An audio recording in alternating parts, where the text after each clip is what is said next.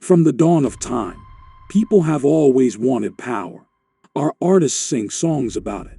Some use money, politics, influence, and a lot of things. There was a book named 48 Laws of Power. This book was so influential and insightful, it was banned in prisons and even in some countries. It articulates 48 laws to attain and maintain power. And would you believe that these laws are used knowingly and unknowingly around us every day? Even in music, whether they talk about the gangster life or love, most dance hall songs echo the sentiments of how to get, maintain, or take power.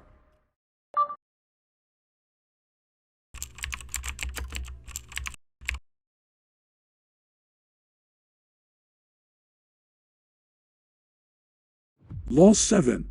Get others to do the work for you, but always take the credit. Never do for yourself what the efforts of others can do for you. Use their wisdom and knowledge to further your own cause. In life, you cannot do everything by yourself, especially in music. Everybody has to play to a part. Whether it's using their work, their knowledge, their power, or even information about them. In the art of war, using others is paramount. Wars aren't fought by any one person. Every war in history has been fought by millions of people, either in person or in thought. Every warlord that has ever waged war has done so with knowledge of the past given to them by mentors and other warlords, as well as intel about their enemies. Regardless of who has the spotlight, every great artist has their circle, fraternity, or entourage that help them to become more powerful. It could be other artists, beat makers, producers, gangsters, and even women. Two artists that have done this well are Bounty Killer and Vybz Kartel. Both artists respectively have created entourages that have nurtured megastars from all across Jamaica.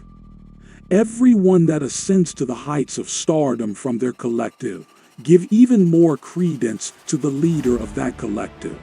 For every popcorn, there is a Vybz Kartel.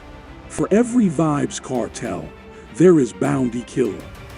Artists in these collectives oftentimes pool their resources to help the leader and their colleagues. Another application of this law relates to the gage and shawn storm clash going on currently. Gage skillfully uses the knowledge he has gained from every past clash in dancehall, also knowledge of his opponent.